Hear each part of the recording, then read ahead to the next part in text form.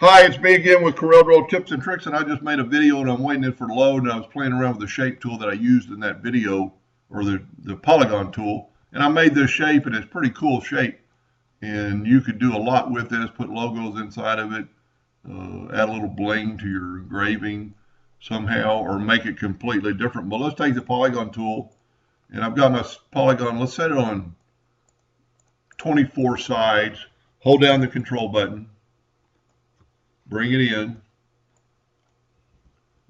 take the shape tool, holding down the control button to get perfect. Well, you don't even have to in this scenario. Come down to the middle and then just kind of give it a little twist. And you've got that shape right there. Now, Control D and make a duplicate of that shape and mirror it. It's going to be completely different than my first one. Grab it all and weld it together.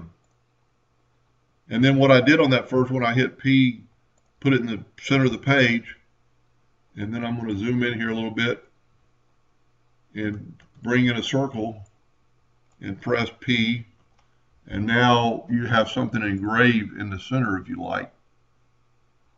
And just remember to remove, right click to remove your outline. That's a pretty cool design. You could do a lot with this.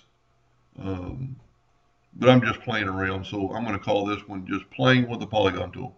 Hope that helped a little bit. Thank you for watching.